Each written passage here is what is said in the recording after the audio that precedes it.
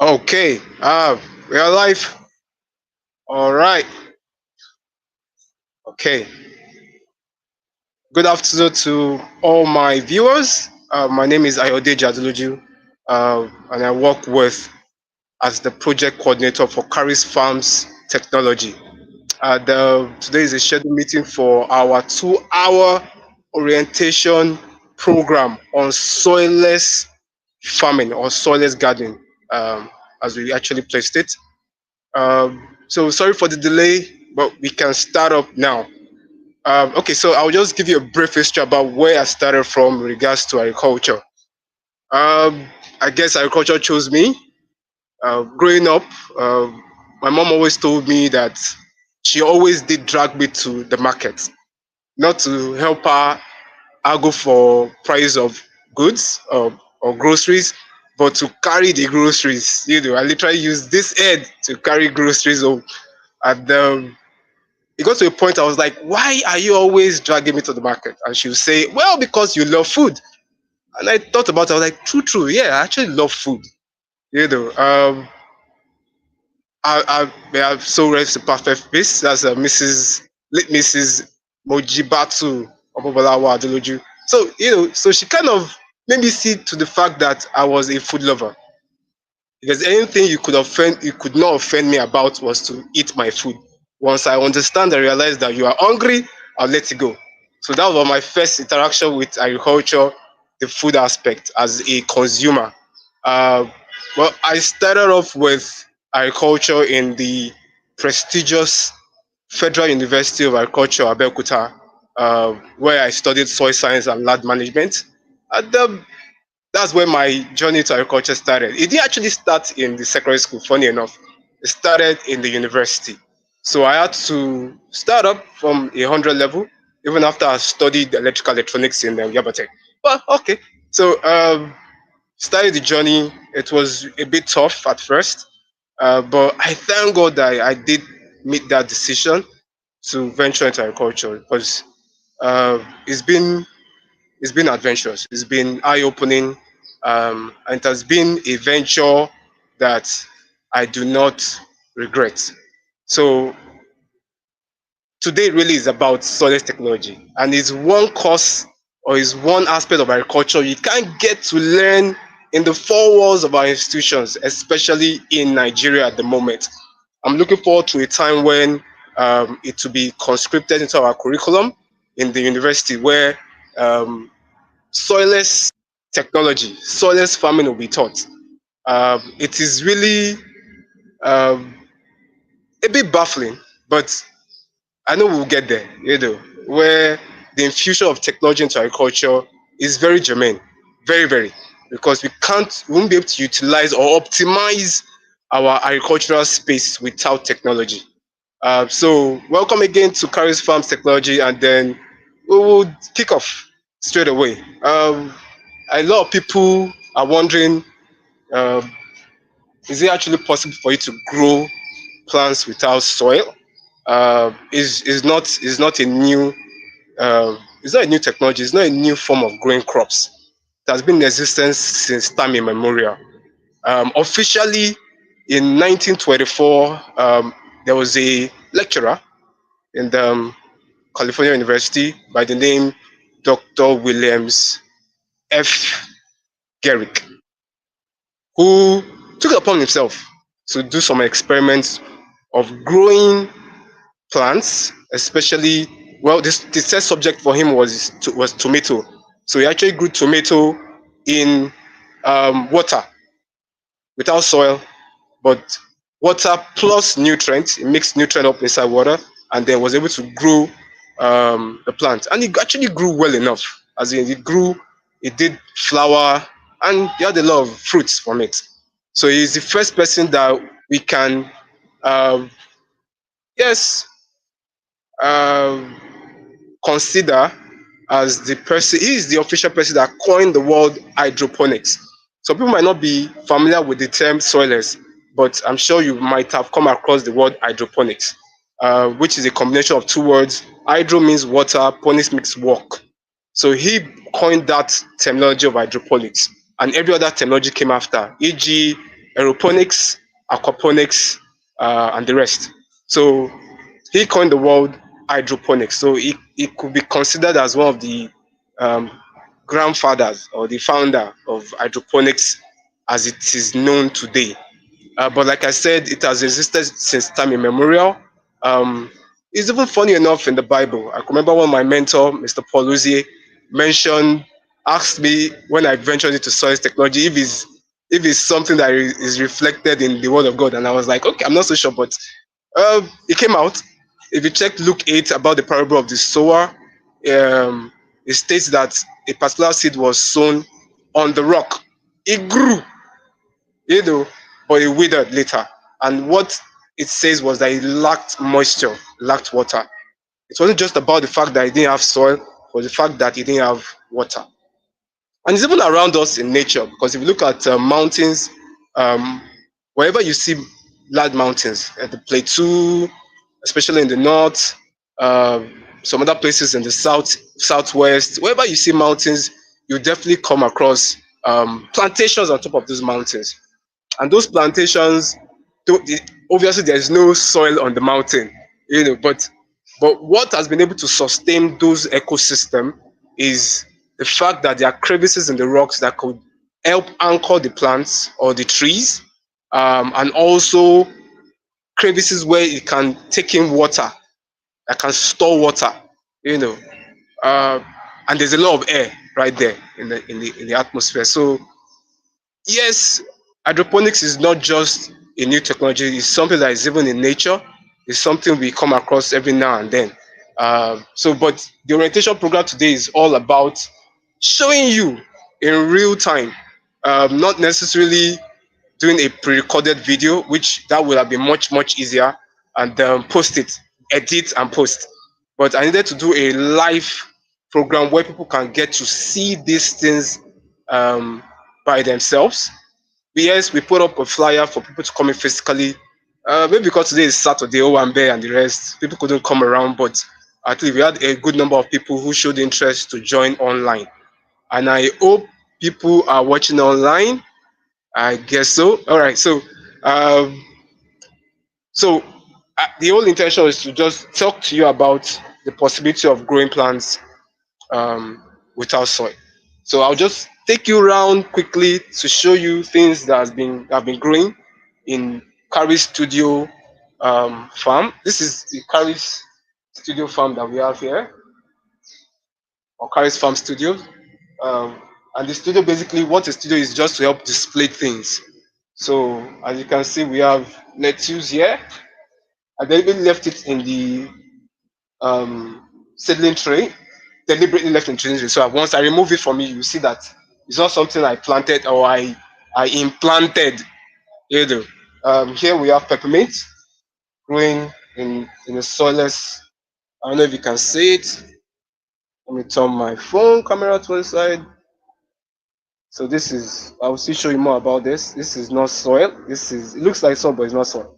So this is peppermint, a lot of peppermint. And the reason why I have peppermint here is because of the fact that it helps keep pests away from the greenhouse. This is the greenhouse. I don't know if you can see it.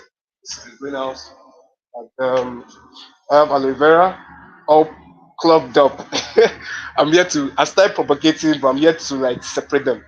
So at the base of it, which I can't touch it right now, is cocoa pit. It's soilless. I'm not using soil. I have oregano leaf here. It's a medicinal leaf, well known. And welcome into the Paris Farm Studio greenhouse. So first thing you see here is my peppermint to keep away insects. As you can see, so one was hanging and then flew away. And this another one. This is another way of just keeping. And then right here you have a few pepper and tomato being grown. Um, we just started, but we'll definitely fill up the whole space sooner than later. So as you can see, this is oil. This is not soil. This is all soilless, purely soilless. No soil, no soil in it. If you want me to dig it up, this is not soil. This is also soilless. This is soilless, soilless, soilless. That's it, soilless. This is purely soilless. So these are all soilless planting medium. And I'll explain what this soilless planting medium really is. This is tomato growing, three stands of tomato. I have other um, nursery for tomato, a lot of them actually, which will be transplanting sooner than later. All right, so you've seen it yourself, but you want me to explain further, right? Okay, so let's get into it. Um, like the name of the company is called Paris Farms Technologies. There's technology involved in it. Um, there is a country called Holland or Netherlands, as some people will want to call it. Is in the northwestern part of Europe, and they happen to be the second. As our last 2 years, they were shifted from second place to third place in terms of the highest or the largest exporter of agricultural produce in the whole world, and they are after United States of America. So USA is on top. They've been on top for a very long time, unshaken, followed by Holland and then Brazil. So, but the surprising thing about Holland is Holland has a landmass of approximately 41,000 square kilometer. 41,000 square kilometer. Just to help you appreciate what that landmass is, if Holland was to be a state in Nigeria, we have 36 states, right? Including FCT Abuja plus FCT Abuja. So if we were to include Holland as a state in Nigeria as a country, um, Holland as a state will be the eighth, 1, 2, 3, 4, 5, 6, 7, eighth largest, will be the eighth largest state in Nigeria after Niger. Niger State is 74 thousand square kilometer in size, in landmass, followed by Borno, Taraba, and Holland will be number 8. I think that'll be barely after Benue or thereabout. And it baffles me. I don't know if it still baffles you why a country with that kind of landmass, 41,000 square kilometer, would be the second largest exporter of agricultural produce in the whole world. That is not just it. It might still not sound, might still not tickle your fancy, or might not really ring so much of a bell yet. But in 2023, you could go search it out via Google. Google has been fantastic. I've worked with Google before, google.org.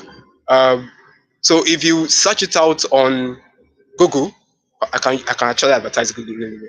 If you search it out on Google, you will find out that in 2023, Holland generated revenue worth 224 billion euro from agricultural exports, exporting of agricultural produce, both machinery, seeds, processed food, just name it, all across board, everything related to agriculture.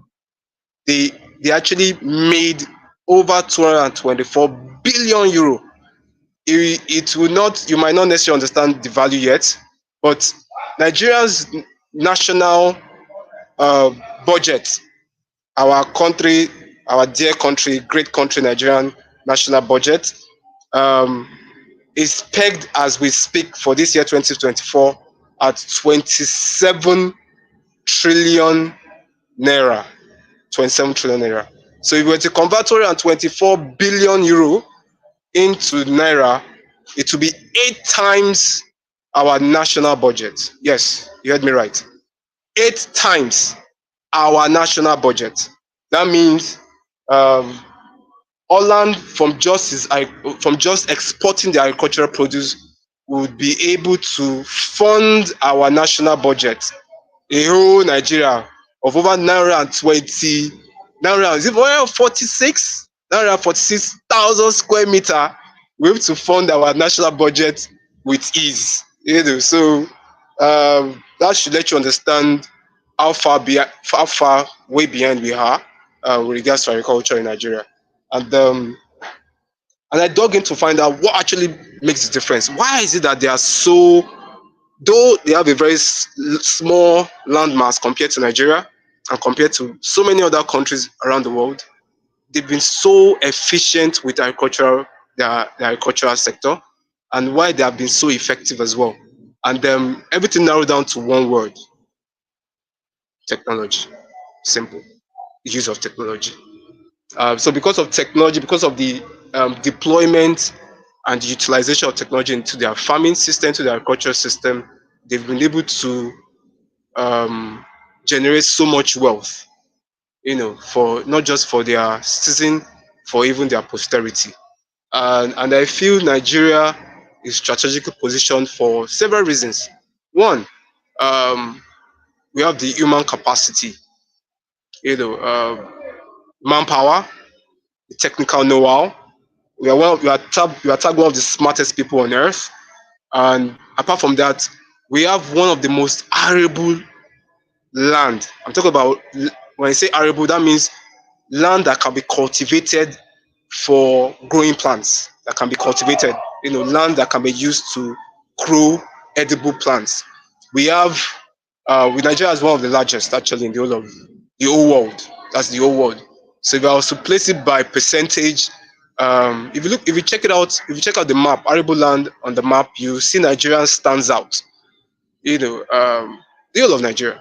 You know, so when it comes to food security, I don't think we have any business with. We should have any business with starvation, inflation in food prices, and the rest. But unfortunately, we are there. But there's a way out, and the way out, like I said earlier on, is the infusion of technology into agriculture.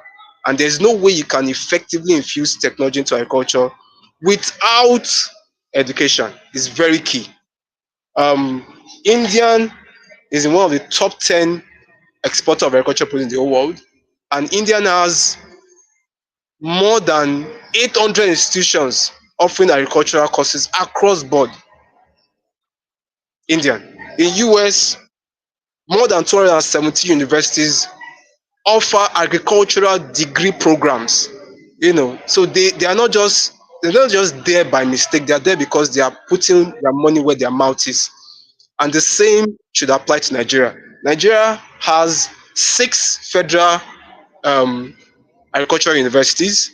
Three are quite new, um, but the other three have been in existence for a while, including my own prestigious university, Federal University of Agriculture, Abeokuta, followed by Federal University of Agriculture, Makodi, and that of Imudike in Imo State. So apart from those first three, there are other three as well that were just newly instituted. One in Kebbi, Federal University of Zuru, Kebbi, and there's one in Adamawa, Federal University of Bassa, um, Federal University of Mubi, Federal University of Agriculture, Mubi in Adamawa. Um, they are yet fully not functional. That's one in Adamawa, and then I think they are doing a collaboration with the State University. And there's one also in Bayelsa, Federal University of Bassa Biri in Bayelsa.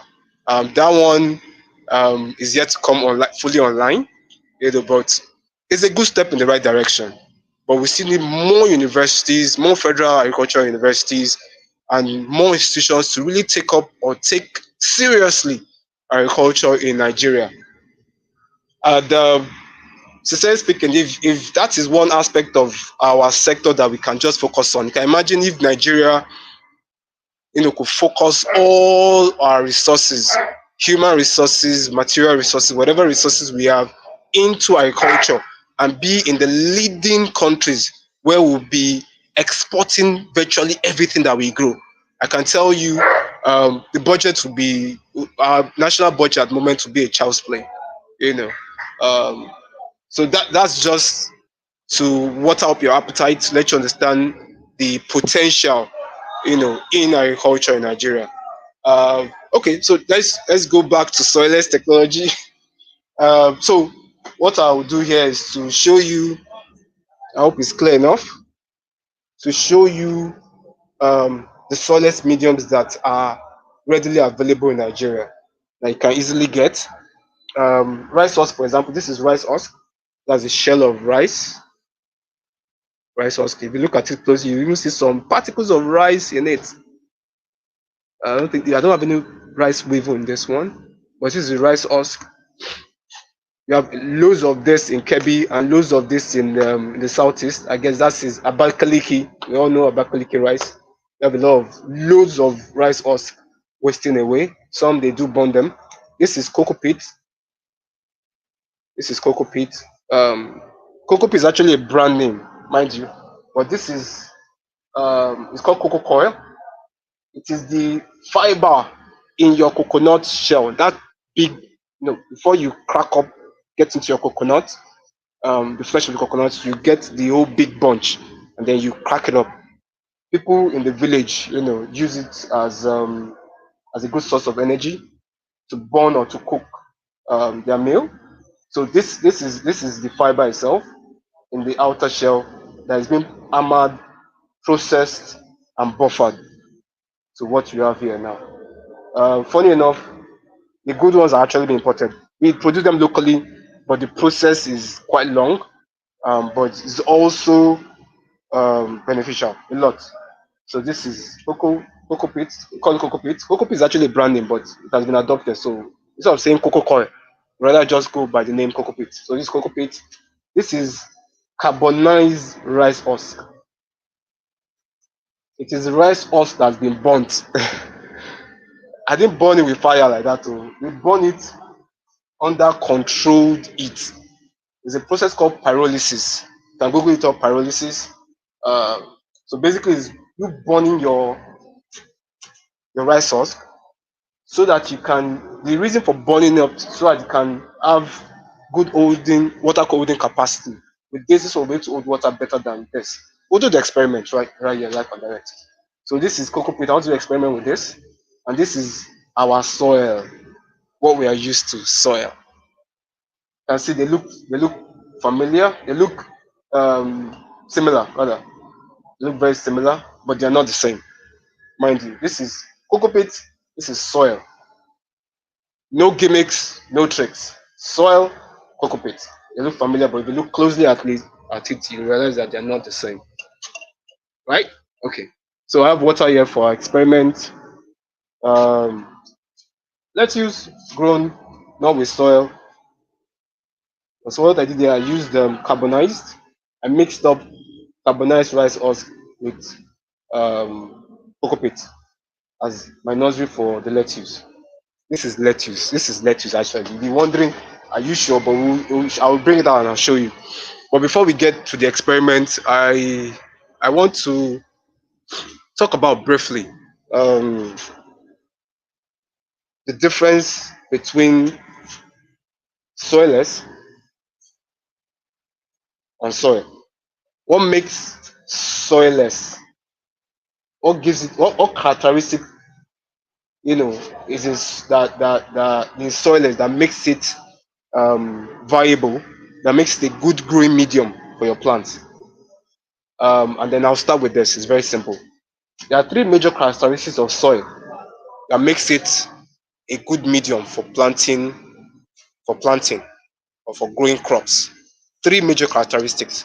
Number one, if you're writing, that's nice. If you're not writing, don't worry. There'll still be a proper training that would hold here, that would teach you guys extensively everything about soilless technology. But just for today, soilless soil rather. Let me start with soil. Three basic characteristics of soil that makes it um, a very good growing medium for your plant. One, it has good water holding capacity. Large English. Simple definition, it can hold water. It can hold water. So when you pour water into soil, it will not just flow through. The soil has the capacity to hold it, to hold some of the water. It might not retain all the water, but it will retain some of it. Number two characteristic, it is porous. It has porosity. It's porous, meaning air can flow through your soil. You might be wondering, are you serious that there's air in soil?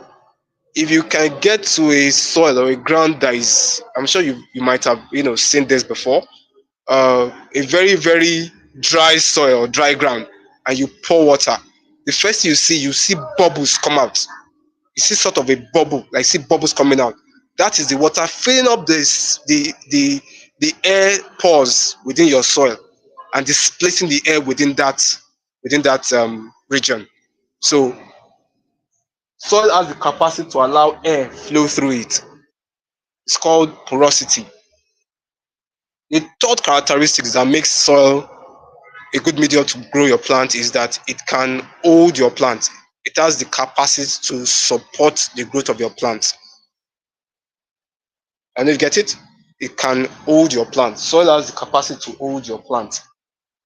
You understand? So let me recap. First characteristics that make soil very good for or adaptable for growing your plant is the water holding capacity. It can hold water. Two is porosity. That means it can allow air to flow through it. And three, it can support your plant. It can hold it up and make it grow. Um, so once you can replicate these three characteristics in any other medium, your plant will surely grow. Your plant doesn't have to look at the fact that, oh, this is not soil, I will not grow. Mm-mm. Once you can replicate those three characteristics in any form, be rest assured your plants will grow. Just like what I've showed you here. This is peppermint. Mm. Peppermint. This is lettuce. This is actually lettuce. Raw lettuce. Let me just wash it a bit before I eat it. Lettuce. Tasty. Okay, so this is lettuce, and they are all grown without soil. I'm not using soil here. My tomato has not started fruiting. I would have taken some tomato for you to see. So once you can replicate those three basic characteristics in any medium, your plants will surely grow. But there's a twist to it. You need to have some certain technical capacity or knowledge for you to be able to deploy these things properly. It's not so serious. And I'll tell you why it's not so serious. This is guinea corn. I'm sure you guys are familiar with guinea corn. As you can see, this is guinea corn growing. There's no soil. Um, if you did agric in school, you will know that once you plant your seed, once you bury your seed in the soil, um, the first thing that will happen to it is for it to germinate, right? So when it germinates, what happens first? It grows what they call the radicle before the plumule comes up. The radicle is more or less like saying the root, and the plumule is the shoot, the branch. So as you can see, um, the greenish part that you're seeing right now is the plumule. That's the shoot. It's greenish. Your root is not green. Root is actually white. And the whitish part that you're seeing is the radicle, the root. You see this one's already sticking out. And this is grown with water, purely water. This is what we call hydroponically grown fodder for livestock feed. Um, in the next 2 3 days, the shoot should be as high as this, like at least 1 foot tall or thereabout. Yeah, the next 2 days or even less. Um, Once I keep watering it, it would grow to that level. But what I do is maybe I'll post a picture later on if I have the opportunity of editing this video, this live stream. So I'll put in some pictures or put it um, in the link, put in the link below where you can get to see how far this will grow the next 2 3 days. And you can also search it out on Google as well. Hydroponics. Put hydroponics further. Hydro, HRHYDRO, Ponics PONIC, and then further FODDER. Further is basically feed for your livestock, for your animals, like your horse, your pigs, your goats, your ram, and the rest. Uh, so this has been grown with water, purely water, nothing else.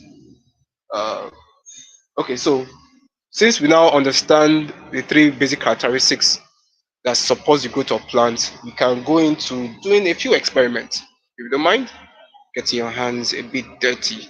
Not so dirty though, but a little bit dirty. So what I will do is, let's start with cocoa pit and soil. So we'll just do a quick experiment. It's nothing much.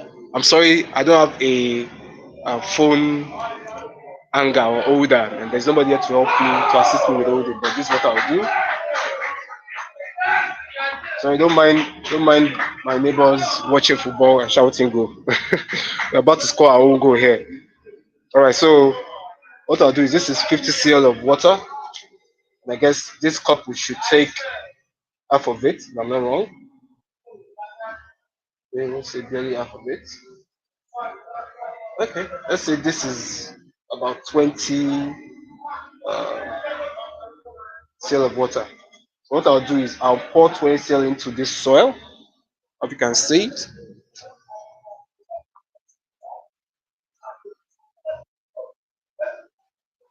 You with me?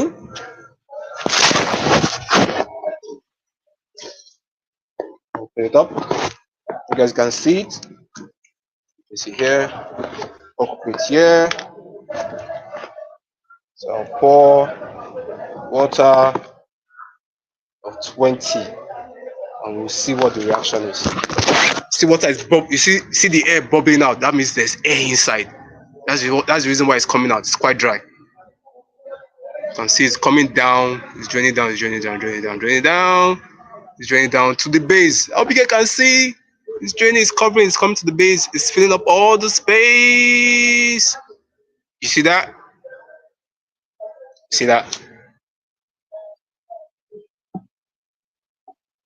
So that's water. The soil. I didn't put. There's no hole underneath it, so there's no way it can drain off. So, but what I'll do is, I would scoop it out and then show you. Let me do it this way. Scoop out. This is soil, loamy soil, very good loamy soil actually, very very good loamy soil, brownish. Squeeze it and you can see water come out of it, right? Soil. So I'll do the same experiment for. Let me wash my hand here. That's soil. So I'll do the same thing for cocoa pit.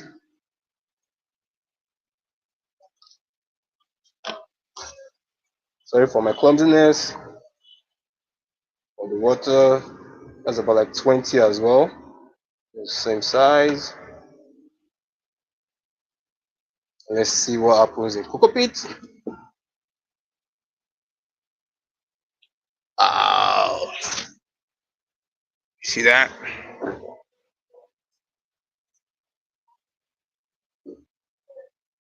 If you notice one thing that's happened in this too,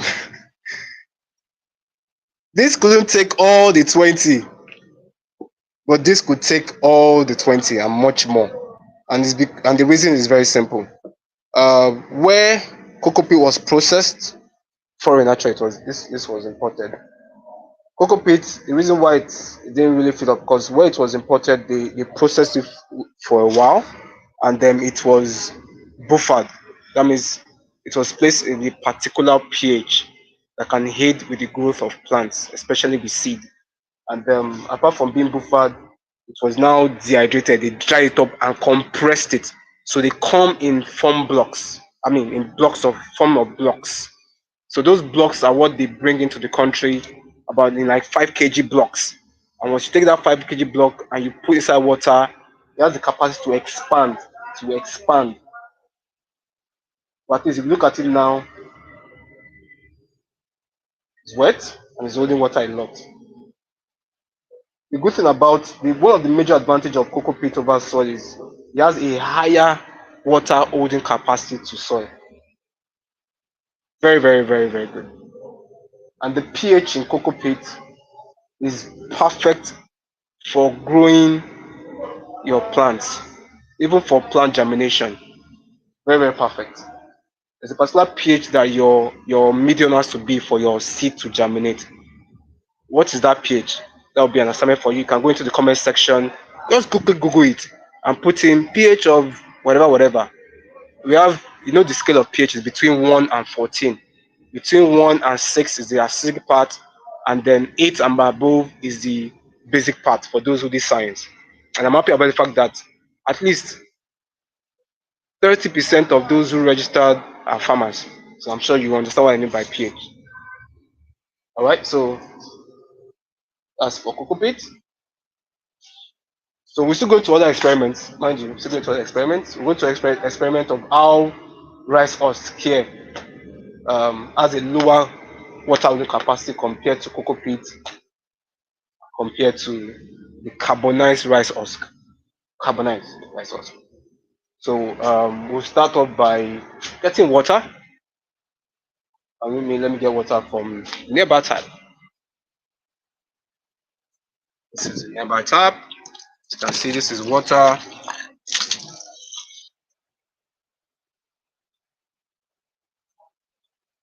So what I'll do is, okay, water. All right, so this experiment I'll do. So what I'll do is I'll pour water into the rice husk.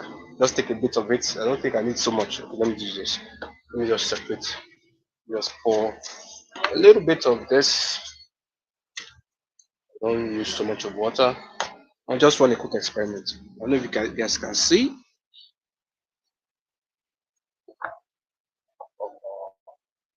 Rice husk here. Just mix it up a little bit.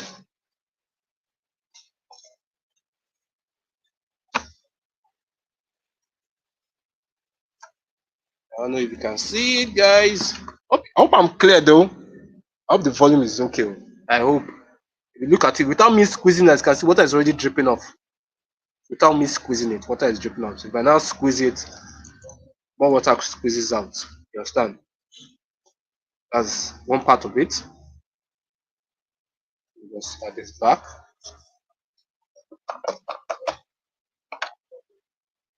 Rinse.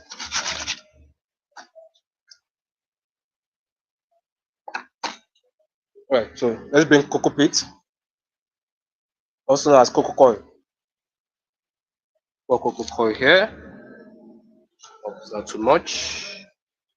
Pour water. Mix it up a bit.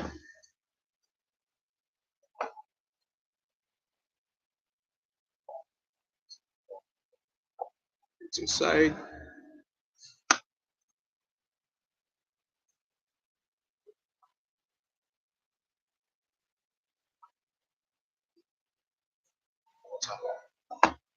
So if I hold it up, you can see there's no water dripping out.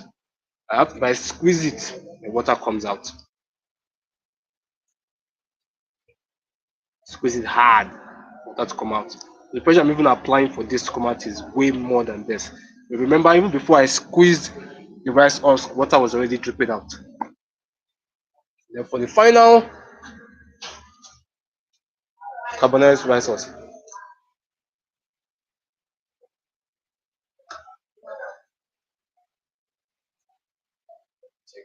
we take small water from here, start going out like water.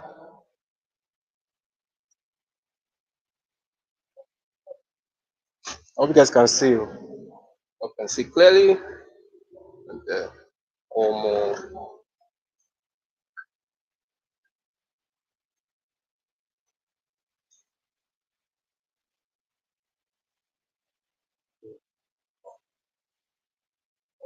sauce.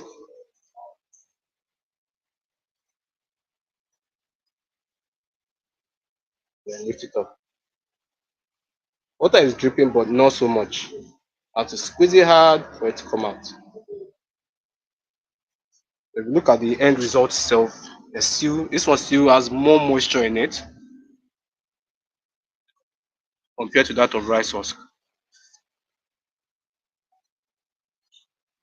And then you have cocoa peat. If we had enough sunlight, sincerely speaking, this would dry faster, followed by this, then followed by this. So the water holding capacity of each of these growing medium differs. They all differ. So at least from here, we've been able to show you the different growing mediums that we have. that you can use to replace soil. Quick recap. We have the rice husk, we have the cocoa coir, also known as cocoa peat, as the brand name, and we also have the carbonized rice husk. There are other planting mediums you can use as well. We have the pellets, you can use pebbles. Um you can use foams, you can grow in your water like what we showed you here. You use water to grow this further, just water, nothing else. So most even water it actually. Because one thing about your radical is once your root doesn't see is not moist, doesn't have water, it will dry up and break. So that needs water. We just water them up.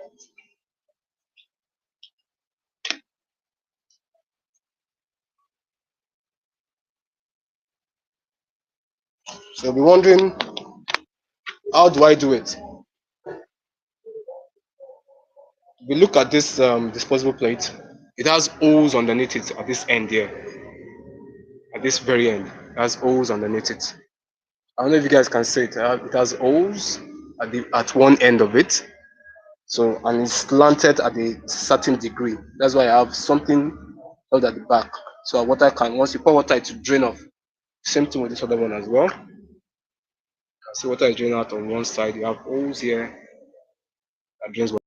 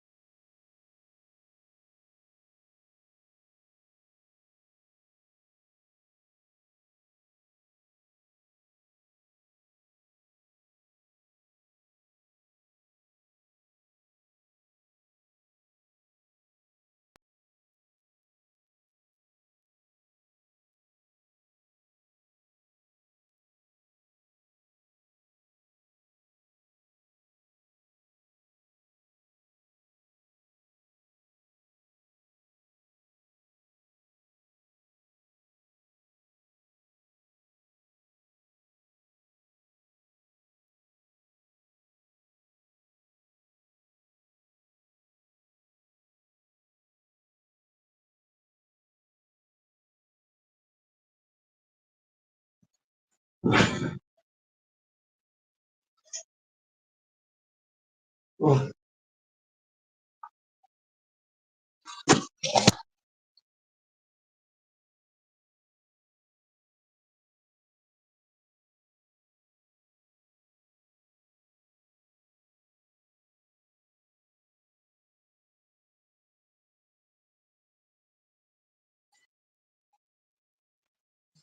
I guess we are back on now. Hello, hello.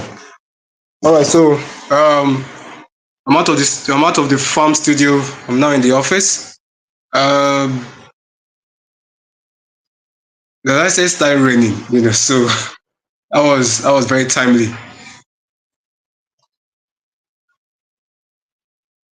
All right, we're back on. I'm trying to hook up as well.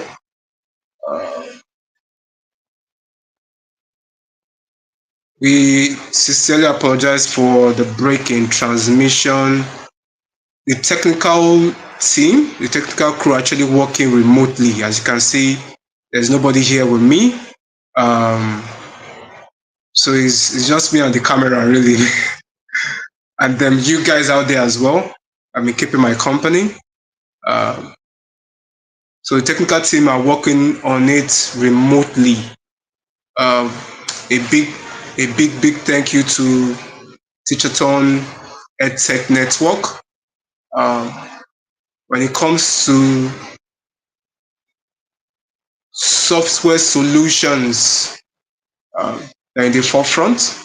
When it comes to educational software solutions, they're also in the forefront.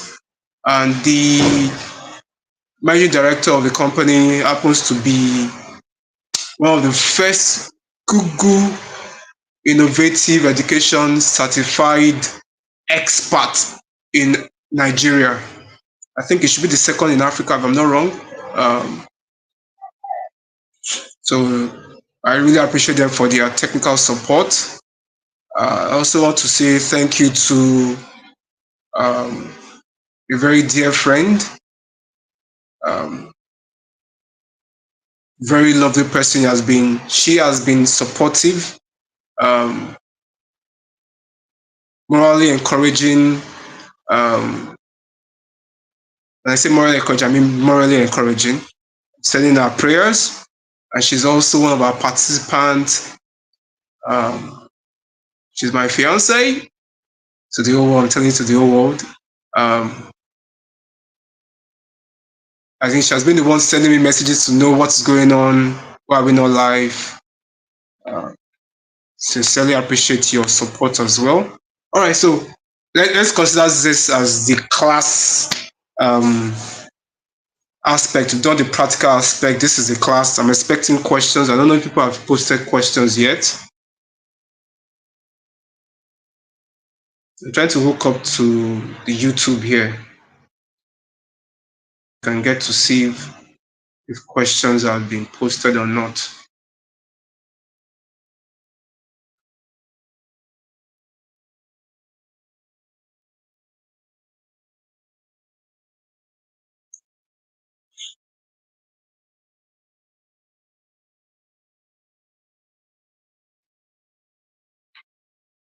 Our technical crew sent a message now that I'm back online. You are back live. Yes, I am. I can see that. Appreciate your efforts. All right. Okay.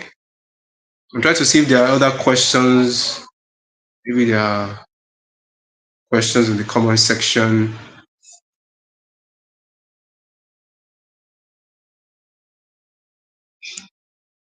about what has been talked about in the past 45 minutes, even with the practicals that we did. I don't know if anybody has questions.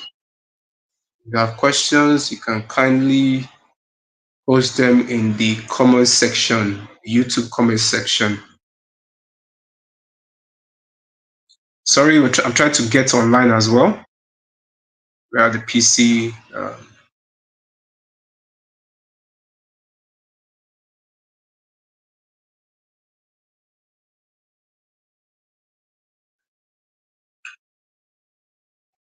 So the second section basically will be about um,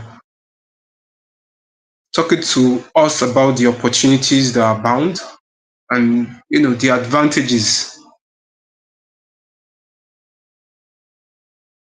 Opportunities that are bound and the advantages.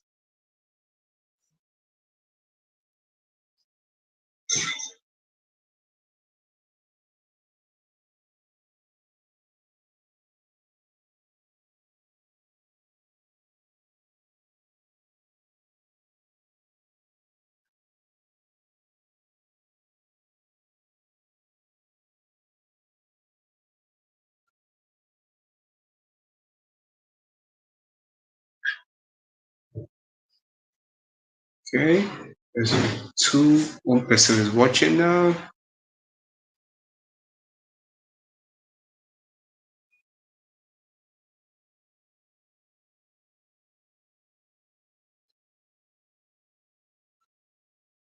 Okay, it's like there's no question at the moment.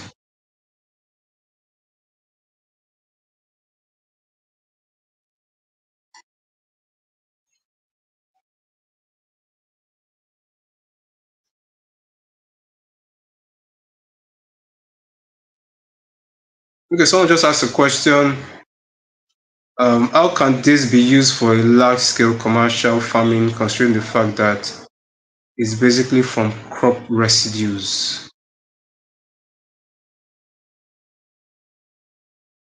Okay. Well, I wouldn't. Okay, you can call it. Oh, if you say crop residues, I can understand what you mean by crop residues. Yes, for example, the rice husk. Um, we have it. We have those rice husk, or what you call the crop residues, in abundance. I mentioned two places: Abakaliki, um, and we also have in Kebbi as well. Because when it comes to rice production in this country, that is where you get them in commercial quantity. And funny enough, most of these rice husks are being burnt. Like they're like they are waste products. They're seen as waste products that are being burnt. That is, and it has a lot of economic value, as like I've showed you earlier, um, at the Caris Farm Studio. Um, they use you can like for example in the urbanized area like in Lagos, where um, there's a lot of real estate development going on. You hardly come across soil. You don't have soil all around you like we used to growing up in the 80s and 90s, where almost every backyard had a farmyard, a small soil area where you could grow vegetables. Talking about the pepper, you could grow your carrots, you can grow onions, you could grow all sorts. And I could remember growing up as well. I hope I'm clear enough. Onions, you could grow all sorts. Okay, all right. So you can hear me. Thank you very much. So I could grow all sorts really, and I could remember we hardly bought fruits back in those days because growing up in the 80s into the 90s, there's always one neighbor or the other who had mango fruits, who had almonds. We ate a lot of almonds, a lot of oranges, grapes, all sorts all around. But because of urbanization, um, every space now is a real estate gold mine. So all those spaces are now being converted into real estate. Buildings are shooting up every left, right, and center. You hardly go into a compound. It's very difficult to get into a compound, especially in the urban areas like Lagos, where you get to see soil. So that cultural, that garden flair back in those days, those food gardens that our parents grew naturally in their backyards no longer exist. So, but what we're trying to do is how we can reinfuse um, that lifestyle. We're trying to say that there's an opportunity to still bring back that lifestyle into your real estate, into your backyard. But in this situation, without the use of soil, there's been this wave, which is very fantastic. This wave of growing food in grow bags. We call them grow bags. People call them sacks. By cultural terms, are called grow bags. So, but the grow bags have its own limitation. It's limited in the sense that you can only grow within a specific space, and it has to be on the ground. You have to place those bags on the ground. But with soilless technology, with hydroponics, one, you don't need soil at all. You don't need grow bags. There are some instances where you don't need grow bags. And even if you deploy grow bags, you can make use of whatever small systems, containers, even water. You can use water to grow your plants, you know, and then you can utilize whatever space you have. I've told a few clients that when they ask me, okay, want to start up a food garden, but I don't have so much space in the house, and I'm like, come, you don't need so much space. We have a way of utilizing or optimizing your space for you. So what we tend to do is to incorporate technology into what we do. For example, soil limits you to the ground. Grow bags limit you to the ground, like soil grow bags, putting soil into sacks, and you have to place them on the ground. But with soilless technology, you can grow them in space. Yes, you heard me right, in the space. So there's what they call vertical grow system, where you grow your vegetables or you grow your plants vertically. You grow them vertically. Um, I don't know if but it's something I'll add to the comment section, or I'll add um, to this video by God's grace, links where you can watch or you can see most of these technological systems to grow plants. You know, we are gradually getting there on the seal farm. I can assure you in the next 2 to 3 months, even less than that, we'll be having most of this technology being deployed right here on the farm. Um, but the simple truth is this: what we are trying to do is to see how we can localize this technology and make it accessible and affordable. If we're to do a vertical growth system using certain um, planting mediums or planting containers or plant containers, it could be expensive because we import most of these things. But for example, if you see what I did, if you had seen what I did earlier, what I showed you earlier on, I was using disposable plates. You can equally still utilize disposable plates. You can utilize water bottles. Yes, bottled waters that's been spent. The empty bottled waters, you can equally still use them as um, your container to grow your plants. Likewise, it's very, very, very, very possible. You could use buckets. Um, you can use buckets, no matter how small they are. You can make use of this 4 liter buckets, 2 liter buckets, 10 liter buckets, depending on what kind of plants you want to grow. I've grown successfully Taphera occidentalis, also known as ugu plants. We've grown ugu plants successfully using those 12, 20 liter buckets. You know, um, but there was a change in um, the structure of where I utilize. So most of them I had to let go of most of them. But thank God for the space where we are utilizing at the moment. So in the next 2 to 3 months, most of these things will be live in the studio where people can come around and see them with their very own eyes. I can remember the space we were utilizing before. We had up to 100 um, stands of strawberry plants I had propagated and were ready to sell off. And when I placed up the advert, because one of those things that actually um, prompted this orientation program, this 2-hour orientation program. So the thing is, I can remember I placed an advert on certain platforms. There's a lady who was interested. I sent her pictures, I sent her videos, and she was excited. She was really, really excited. She was excited about the fact that we could actually grow strawberry plants in Nigeria. It kind of blew her mind. And she was like, oh, she has a little garden in her backyard. and then she wouldn't mind adding strawberry plants to it. That would even be the highlight for her. Obviously, she was using soil, but I already told her I was growing using soilless technology, and she was like, "Okay, fine, beautiful. Let's go ahead." So what I did was now, as I said, sent us pictures and videos of it, and we already agreed where we'll meet.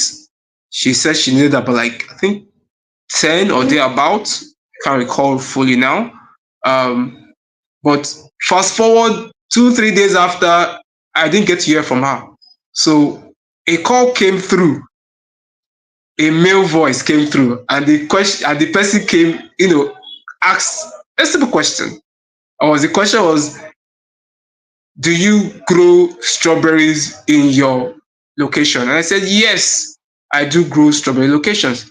And I was like, okay, I read you. Boop. And that was it. That was like the end.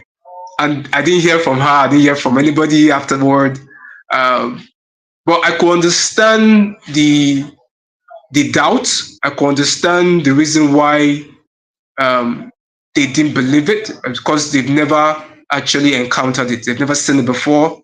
They didn't see, they couldn't even fathom the possibility of strawberry. These are exotic, like lettuce is also an exotic plant. When I mean exotic, I mean they are imported. We don't grow them locally. We have our own kind of vegetables here in Nigeria, and they have their own kind of vegetables as well in foreign land, maybe in the European region, or what we would call the temperate regions, because Nigeria here happens to be in the tropic. We are in the tropical region. They are in the temperate region. So there's some certain plants that naturally thrive in the temperate regions, and there are some that thrive in tropical regions. So lettuce and all those strawberries are, in a way, naturally grown in areas in Nigeria, for example, where we have a bit of cold kind of weather, atmospheric weather, especially in um, Plateau, in Plateau State, just as we popularly know that place, just they grow some of these exotic plants, and because of these is natural or peculiar um, atmospheric atmosphere. Is I don't want to start using jargons here. Because of this peculiar environment or atmosphere, the ecosystem would aid the growth of some of those exotic plants. And like for example, they grow apples, they grow grapes in Jos in those areas. Why? Like I said earlier, because of their environment, because of the atmosphere. Um, but you can also grow such even in Lagos or other areas. But what you need to do is to create that environment that would help support the growth of such plants. And thank God for the infusion of technology that has been made very, very possible. Very, very, very possible. So to answer the question of one of the participants by the name Afolabi Esther, so she was saying that, how can this be used for a large scale? So part of it is, like I said, you have some of these growing mediums readily available. Rice husk is very available. I know that coconut, we used to be in the forefront of coconut production in Africa. But unfortunately, um, we deviated, we got distracted by the oil boom, we got distracted by so many things. Most of our coconut plantation has been replaced with other cash crops. So we are no more in the forefront of coconut production. Um, but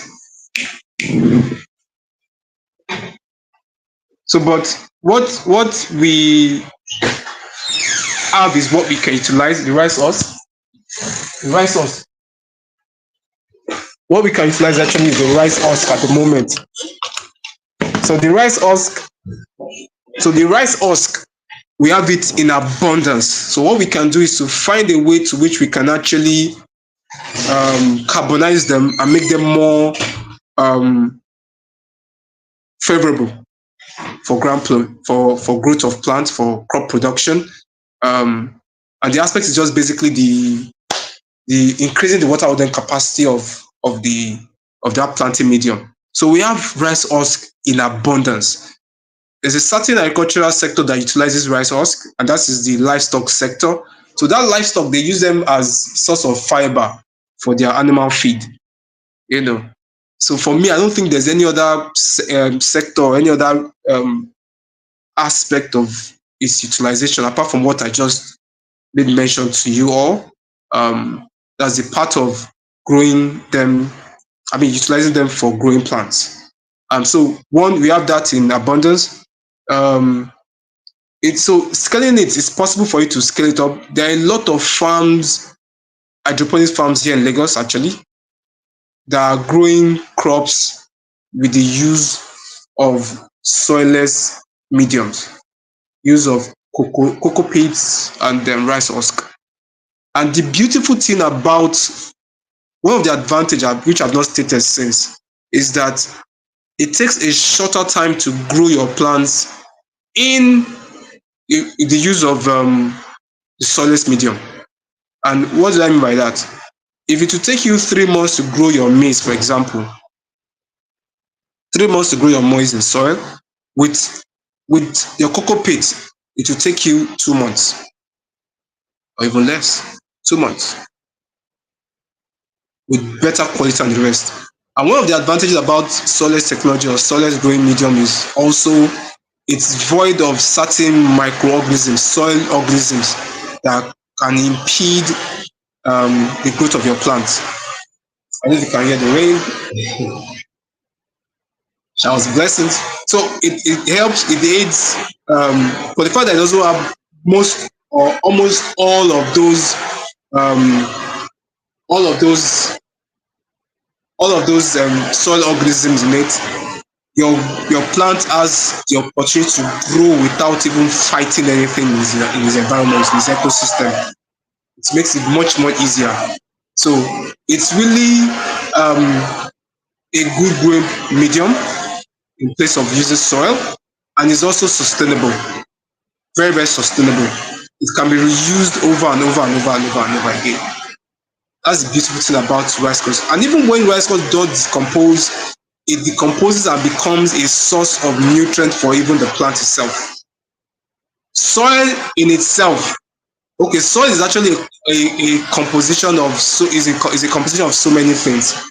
Organic matter is one of it as well. So the organic matter is actually part of the soil that provides nutrient for the growth of your plant. You know, but if you were to remove organic matter out of it, then the soil is just a medium for you to grow your plants and not necessarily the nutrient in it. But rice husk itself was carbonized. It gives you even potassium in abundance when it's being carbonized. You have potassium in abundance, nutrient, natural nutrient is available for the growth of your plant. And also, like I said earlier on, once you infuse technology into it, um, it can grow as many as possible. For example, let me give you a clear cut example. If you were to, if you had like for example, let's say 10 square meters, 10 square meters in your backyard to grow vegetables. Let's say you want to grow, what vegetable comes to mind now? Let's say lettuce, for example. If you were to use grow bags in that your space, your 10 square meter space, that means you get grow bags that you have to space, let's say about 12, let's say a feet apart, or they are not even, it doesn't have to be a foot apart, but let's just say, let's say 6 inches apart from each other, and the 10 square meter can take on the ground, let's assume, I'm not doing any calculation right now, let's assume it can take 1,000. Might not be up to that. Let's say you can take 1,000 lettuce on ground using soil on the ground, because you have to grow it on the ground. Put them inside a small grow bag and you place them on the floor. You understand? let's say it can take up 1,000, for example, 1,000. But if you were to infuse technology to it, or Soiless technology, the use of, for example, cocoa pit and technology. What I mean by technology, I mean, for example, if you can deploy technology by growing them vertically, maybe get, for example, a pipe, a PVC pipe. I'll still put this I'll put some links in the video later on that you can get to see. You can Google it out, vertical growth systems. You just go to Google and put in vertical growth systems. You see examples of those vertical growth systems. So those vertical growth systems, you can once you deploy them, you can grow them vertically. I mentioned PVC pipes. I'm talking about like maybe 4-inch PVC pipe, all those big PVC pipes, or even three. What you do is you place them vertically, not horizontally. You place them vertically on a spot. Let's say on that spot where you naturally want to grow one lettuce, you can just put up that PVC pipe, create holes in alternate positions on those PVC pipes, and fill up the PVC pipe with cocoa peat. I don't know if you understand what I'm trying to say. Fill it up with cocoa peat, and then in those holes that you've created on alternate sides of the pipes, for example, maybe a pipe of about like let's say 10 feet. I think I know most of those pipes now are reducing in sizes. Let's say 8 to 10 feet. So those 10 feet pipes, you can create close to about 30 holes in one of those PVC pipes. And you can imagine one of those PVC pipe is just utilizing a space on the ground, just a space. So if you can get 30 PVC pipes on those spaces, on that 10 square meters, where naturally if you had used a normal soil grow bag, you have taken 1,000, then you have 1,000 PVC pipes, with one of them having minimum of 30 holes. That means 30 plants of lettuce in one of those pipes, standing vertically. Then at the end of the day, you'll be having 30,000 lettuce. 30,000 lettuce. 30,000 as against. So, sorry, could you hold on, please? 1 minute. Okay. Studio, we are shifting studio to something much more better. Okay.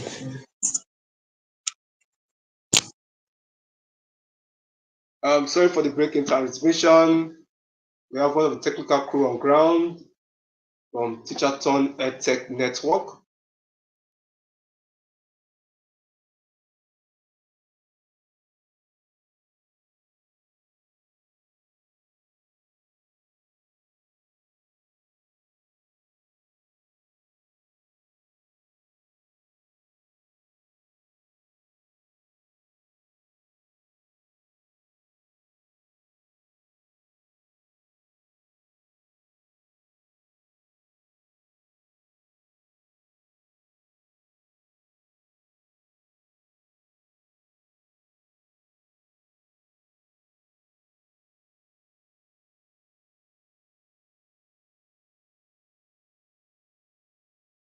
Okay. Okay. Are you sure it's on? Yeah. Okay. All right. So we are live.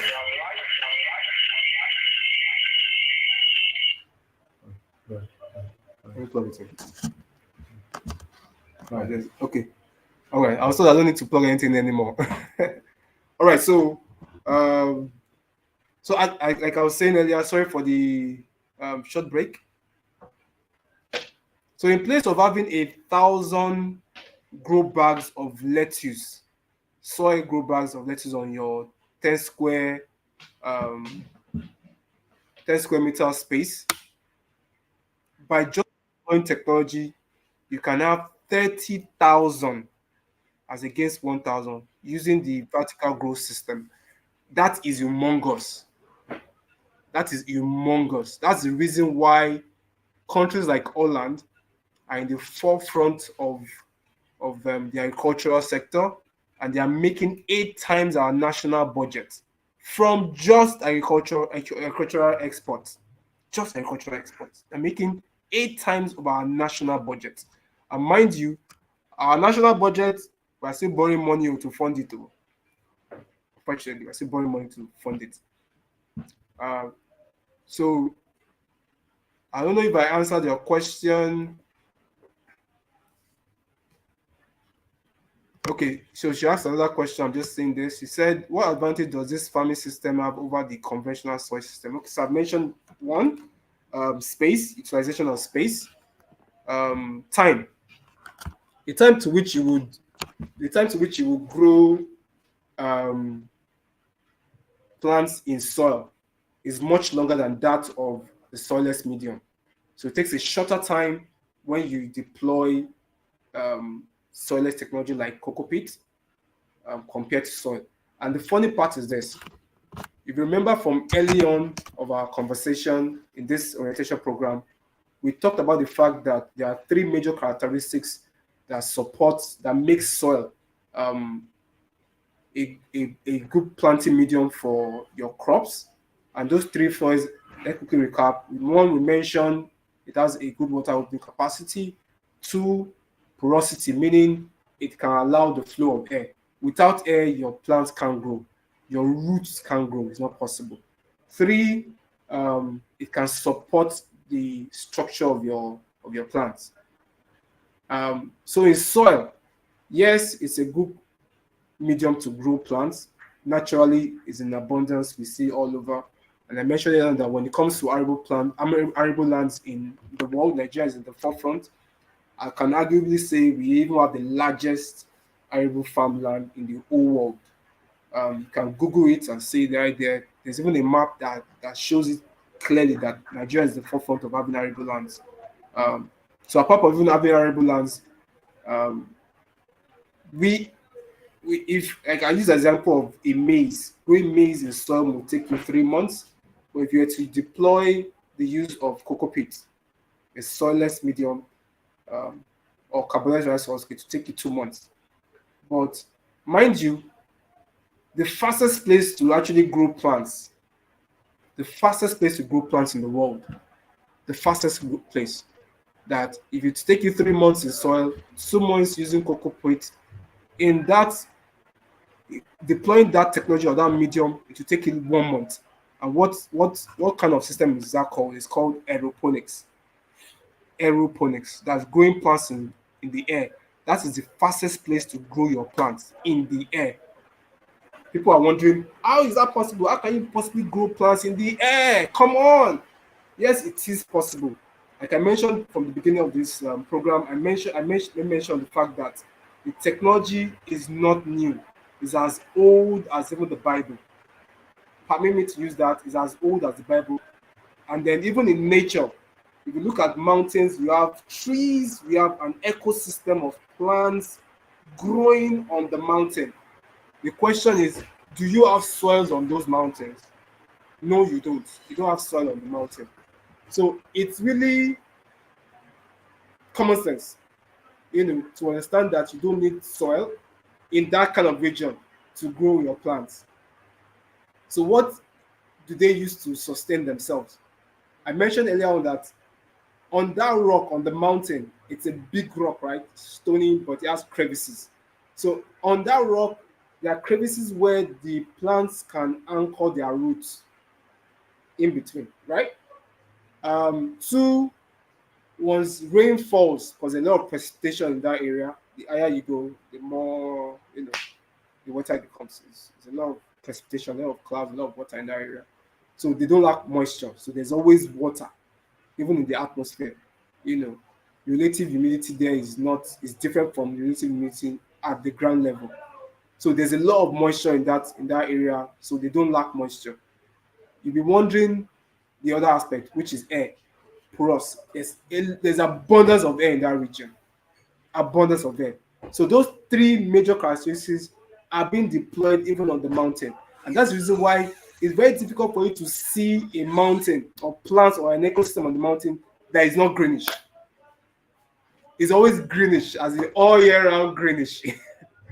You understand? So the fastest place to grow your plants is actually in the air, and that system is called aeroponics. Um, there are some brilliant Nigerians who are in the forefront of aeroponics technology in Nigeria. You can go Google them out, and it's also a part that we are equally going into likewise. And I also want to advise farmers who may be watching or who will likely watch this video sometime soon, um, especially those who are in the cultivation of yam cultivation. When you want to cultivate yam or propagate yam, there's a lot that goes into it.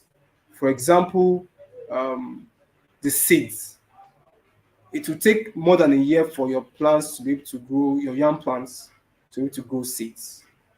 Uh, but the thing is this: what farmers do is, once, let's say for example, on one plot of land, they could take 30% of the yam from that one plot, and then they use it as their seeds for the following year. So what they do is they cut them into what they call mini sets. Mini sets. They cut them into sections. A tuber of yam cut into sections. They call them mini sets, and then they plant them. And then it takes about 6 months for it to grow. You get my point? Um, so once they bring them out again after 6 months, then they now cut those ones as again into mini sets, but they will have grown.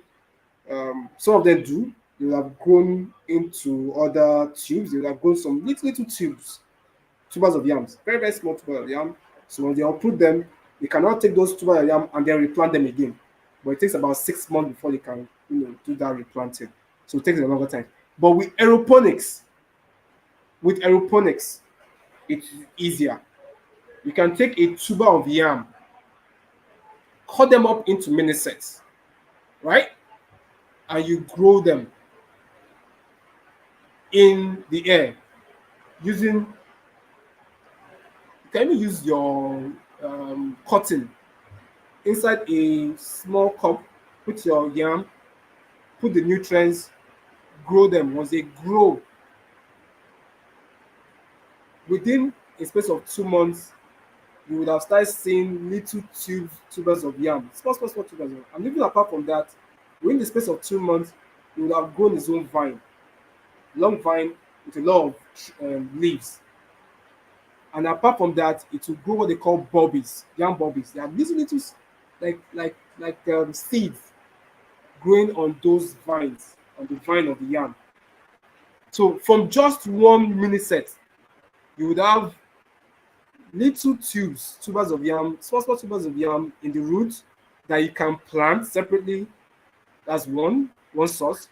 You can take each of those leaves of the vine, each of the leaves can be used to plant, to start up a yam plant. Just cut off those leaves and then you plant them. The bulbs as well, those small round bulbs that grow on the vine are also can be used as your seed, as your yam seed as well. So just from one set within space of 2 months using aeroponics, you can conveniently have a large amount of yam stands, in a lot, from just one mini set, compared to the conventional way of growing your yams. So aeroponics is a very beautiful technology that can be deployed for yam farmers. You can cooperatively come together and get that done. It is going to save time, it's going to save resources, and you definitely make more money from deploying aeroponics in that section. There are so many institutes, for example, IITA, the fantastic institute, who are in the forefront of aeroponics, and they've done a lot of experiments with regards to growing yam seedlings. They've done a lot of that. You can go Google IITA and you get a lot of information from there.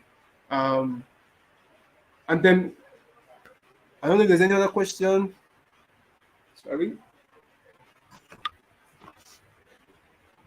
Okay. So but apart from even having questions, there's one aspect in Nigeria that uh, that we are not really going fully into. Um, and that talks about fodder production that we showed you earlier on, hydroponics fodder.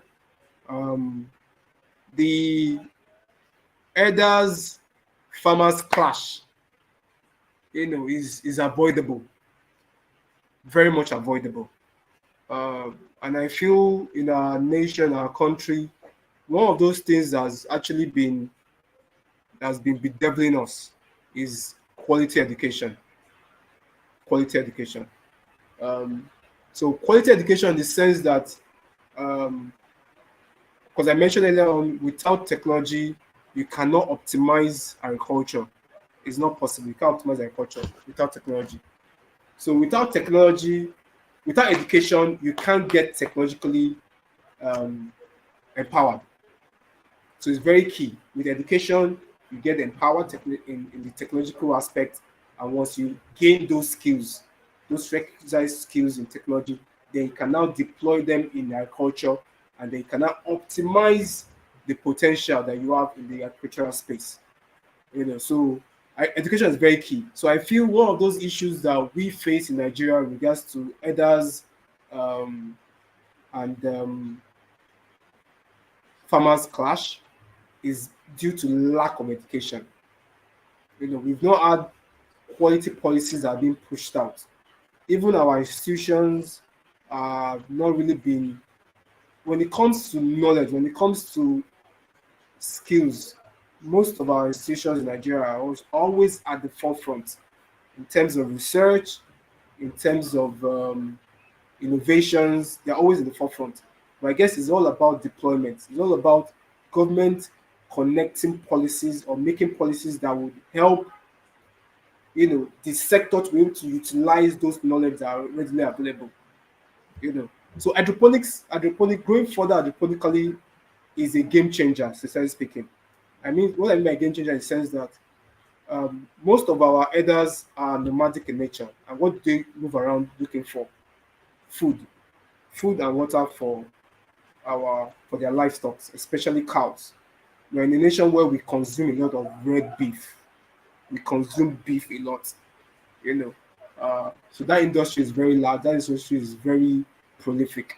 Uh, so if you can just station your animals and supply those fodder to them fresh, is going to be of great economic value to the herders. Of great economic value to the herders. A few ranches are now coming up where they are actually deploying the use of fodder. So instead of taking out your cows to be walking miles to get food, you can easily grow that food right there in the location where they are, in their ranches. And it doesn't take more than 7, 8 days to grow their fodder, to grow their feed. And this innovation is very simple. How simple is it? You can get like 10 kg of, for example, corn or maize that you naturally feed out to your cow, for example. Instead of giving them 10 kg of maize, which I can assure you once they eat it, the digestible number, or should I say, let me use plain English, the quantity of that 10 kg that they will eat and will digest and will utilize in their system can be less than 5 kg. Can be less than 5 kg. So that means the remaining 5 kg of that corn would naturally go to waste. Why? Because the corn itself cannot be fully digested in their system, in their digestive tract. It can't be fully digested. So if you think about it critically, when you take that 10 kg of corn and you grow them into fodder, hydroponically grow them into fodder, that means within a space of 7 days, you grow them from 10 kg. If you add nutrient to it, let me subtract nutrient. No nutrients, you're just adding water. Let's forget about nutrients. No fertilizer, you're just adding water, using water to grow it. In 7 to 8 days, you are assured of getting 35 to 40 kg of feed from 10 kg of your seed. 35 to 40 kg. just with the use of water only. But meanwhile, when you are growing your seed, you will now be able to get three major components from that seed that is of great nutrient or a good source of nutrient to your animals. One is the root, densely packed with nutrients. Two is the shoot. Three is the leaf. So as against just feeding them with the seed, now they are getting three different sources of nutrients: the root, the shoot, and the leaf. That alone says a lot. And the simple truth is, these three components of that seed of your fodder now, right, is highly digestible by the animals. So from your 40 kg of hydroponically grown fodder, your animal can conveniently take 95% of it into their system. That is value for money by just using water. If you now add nutrients to your fodders, to the production of your fodder, it can go from 10 kg of seed to about 60, 70 kg in 7 to 8 days. This is the reason why countries like Holland are in the forefront. This is the reason why they are making 8 times, our national budget from just exportation of their agricultural produce, and it's just a landmass of 41,000 square meters compared to Nigeria having over 946, if I'm not wrong, thousand square meters. This which we need to critically look at ourselves and ask ourselves, um, that our problem is not, yes, security is part of it, but there's a saying that goes, an hungry man is an angry man.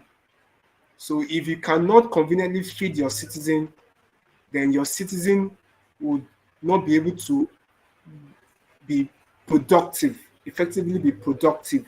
And there's no way a country can, if you don't have a productive set of workforce, that you'll be able to develop as a nation. It's not possible. It's not possible.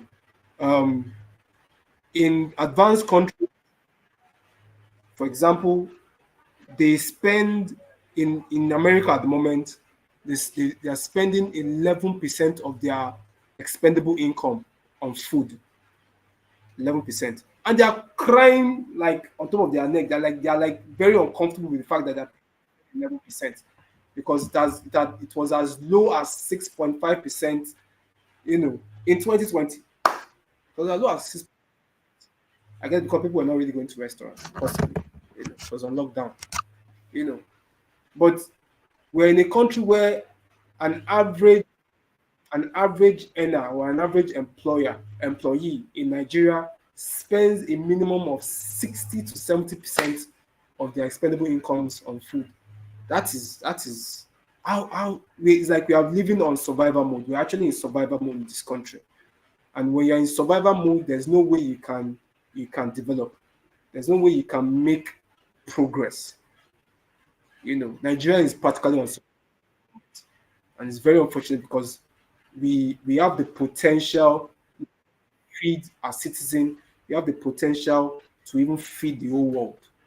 If Holland can, with a landmass of 41,000 square meters, can be the second largest exporter of agricultural produce in the whole world, how come Nigeria, with a landmass of over 900,000 square meters, cannot feed our own people? It's so sad.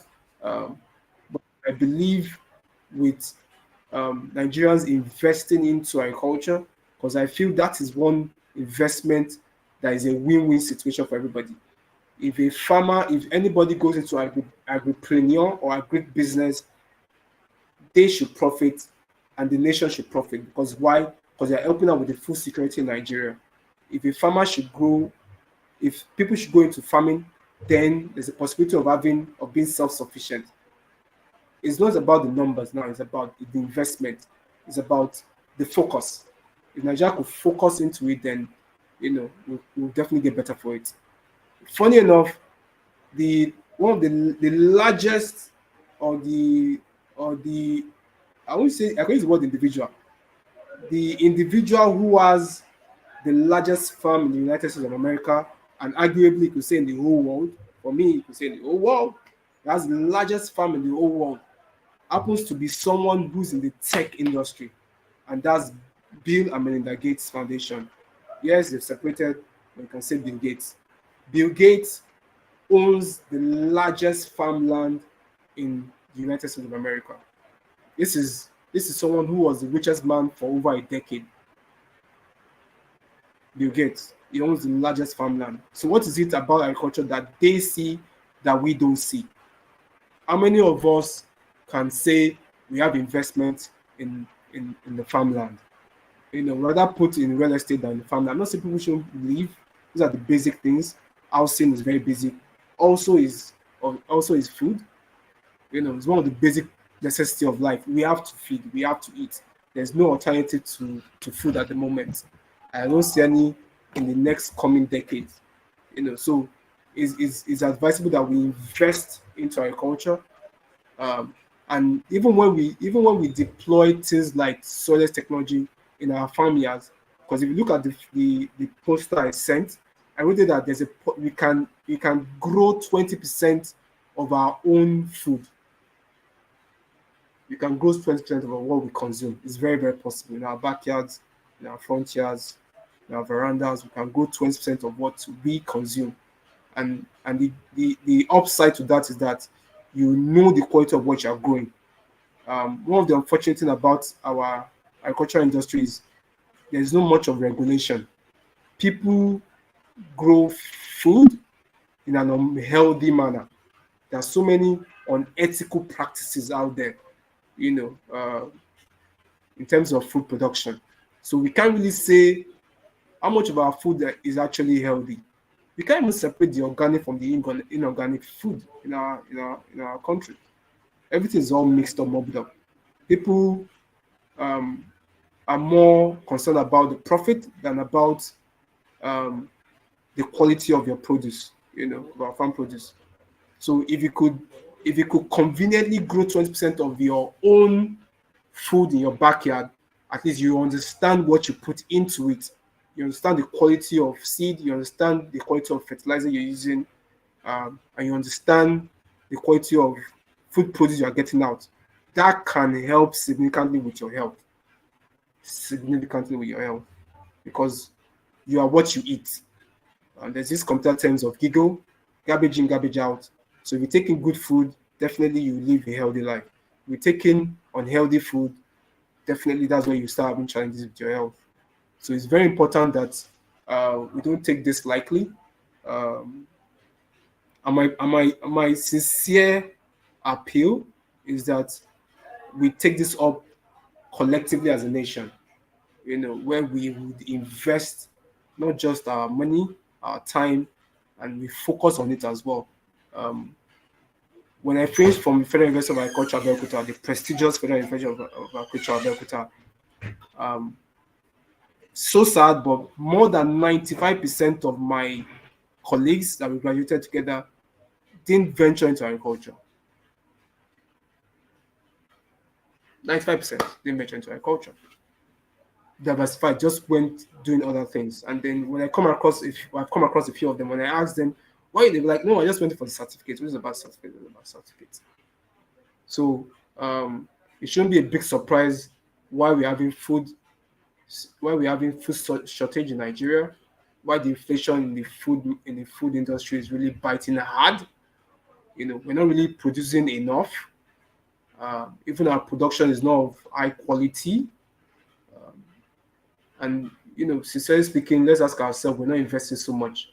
I've been to I've been to at least, I think that should be about like 12 to 13 secondary schools in Oyo and Lagos. I think I went to about 9 schools or 10 schools in Lagos and about 3 schools in Oyo State to talk to them about sustainability in agriculture, especially the soilless technology, and to talk about as well climate change. So it was like a combined theme. It was about sustainable agriculture and climate change. So I went to about 13 schools. That was about 2 years ago. Um, and surprisingly, whenever I ask them about, whenever I ask the students, the great students, what they intend to study or what they intend to become in the future, a very fraction, as I'm talking about, like less than 10% of them are always raising their hands that they intend to venture into agriculture. The rest in every other field. And that's so sad. That says a lot about the trajectory of this country, um, where we are still we're still import dependent when it comes to food. We import almost everything here, from maize to gari to everything. We import almost everything. But meanwhile, we have the potential, we have everything it takes, human resources, material resources, to be in the forefront of those countries who are exporting agricultural produce in every sense of it. You know. So I hope and I believe, with this short time I have spent, the 2 hours is not anything compared to what I would have loved us to deal with. But I would really appreciate that in the nearest future, sooner than later, we'll be putting up a training, a masterclass training for individuals who'll be interested in learning about soilless gardening. That's where you can set up your own soilless garden and could even venture into it as a business, you know. Um, so I really hope and I believe, um, sooner than later, I'm talking about maybe in the next 1 to 2 months, we'll set up that masterclass where people can come in, um, and learn virtually every aspect of soilless technology, um, and can start up your own, just not just your own food garden for your own personal consumption. You could also deploy it on a commercial scale.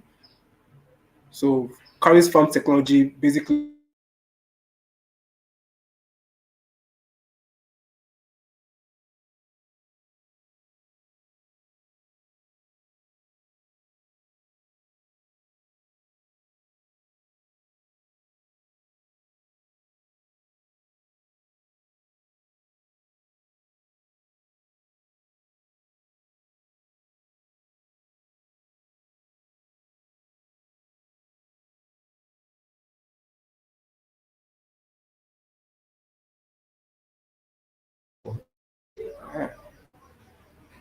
All right, so sorry for interruption. So like I was saying, Christ Farm Technology basically is into providing innovative and technologically driven solutions in our agricultural sector. So we do consultations. We help see how we can resolve or solve problems in our agricultural sector. Every aspect, completely every aspect of agriculture, even the soilless, most especially in um, the soilless, the soilless,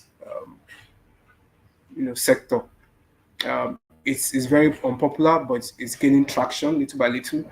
Um, I've seen um, big hectares of land being deployed for soilless farming, and that is very encouraging. And I believe more of that will come up. One of the beautiful thing about soilless technology is that you can grow your crops all year round. You practically don't need rain for agriculture. You need water. Once you can supply water, your crops are okay. You don't need sun. You need light. Yes, all you need is light. They're what we call grow light. We will talk more about that in the masterclass. You don't need sunlight. You need light when it comes to growing of plants. The light that you see has different spectrum of colors, but your plants make use of three of it. Funny enough, just three of it. That three, if you want to know, then you need to sign up for um, the masterclass coming very, very soon by God's grace. In the next 2 months or thereabout, less than that, where you get to learn about soilless farming. You get to learn about um, that's hydroponics. You get to learn about aquaponics. That's using fish, your fishery. water from your fish you can use to grow plants, and also learn about aeroponics. You know, so we'll be having experts in those industries come on board to help facilitate and to teach you guys as well about soilless farming in this 21st century. It has been a wonderful time with you guys. I hope you all learned a lot, and then we're looking forward to that masterclass coming up very soon. Like I said, um, we'll put information on that on this platform. So I need you to not just like the video, we need you to subscribe as well so you can get more content from us. And looking forward to seeing you once again um, very soon by God's grace. So thank you very much, and this is goodbye from us.